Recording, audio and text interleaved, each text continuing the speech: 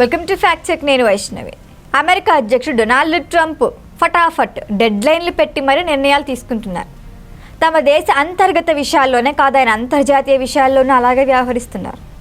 పశ్చిమాసియాలో హమాస్కు చెక్ పెట్టడానికే ట్రంప్ ఇప్పుడు రంగాన్ని సిద్ధం చేస్తున్నారు. అయితే బందీల విడుదలపై హమాస్కు డెడ్ లైన్ విధించారు ఆయన. శనివారం నాటికి ఎవరైతే ఉన్నారో వాళ్ళని విడుదల చేయకపోతే నరకం చూపిస్తా అంటూ హెచ్చరిస్తున్నారు. హమాస్ చర్య భయంకరమైందని, కాల్పుల విరమణ విషయంలో అంతిమంగా ఏం జరగాలనేది ఇజ్రాయెల్ నిర్ణయం అన్నారు. అయితే సంబంధించినంత వరకు శనివారం మధ్యాహ్నం 12 గంటల్లోపు బందీలందరినీ విడుదల చేయాలని, లేకపోతే నరకం ఎదుర్కోవాల్సి ఉంటుందని వార్నింగ్ ఇచ్చారు ట్రంప్. అయితే ఈ హమాస్ ఇజ్రాయెల్ యుద్ధం 2 ఏళ్లుగా జరుగుతోంది. ఇటీవల తాత్కాలికంగానే దీనికి బ్రేక్ ఇచ్చారు. కాల్పుల విరమణ ఒప్పందం మేరకు గాజాలో తాత్కాలికంగా శాంతి ఉంది.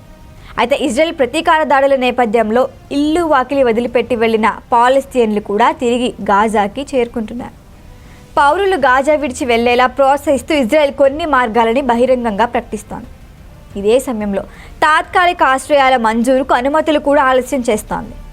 పాలస్తీన్లలో ఈ ఆలస్యం బహిష్కరణ భయాలను పెంచుతోంది.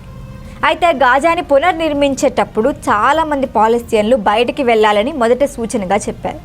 ఇప్పుడు గాజాను అమెరికా అధీనంలోకి తీసుకుంటానని చెప్పటంతో అంతా మారిపోతోంది. యుద్ధంలో ఎంతమంది ఫైటర్లు మరణించారో అంతమందిని హమాస్ తిరిగి రిక్రూట్ చేసుకుంటోంది. అందుకే మళ్ళీ యుద్ధం ప్రారంభమైందే అనుకో, విధ్వంసం ఆగదని కూడా భావిస్తున్నారు. హమాస్ బందీల్ని విడుదల చేయకపోతే శనివారం నుంచి గాజా స్ట్రీప్ మరోసారి బాంబులతో హోరెత్తే అవకాశం కనిపిస్తోంది. ఈ వీడియో కనుక మీకు నచ్చినట్టయితే లైక్ చేయండి, షేర్ చేయండి, సబ్స్క్రైబ్ చేయండి. అలాగే పక్కనే ఉన్న బెల్ ఐకాన్ని క్లిక్ చేయండి.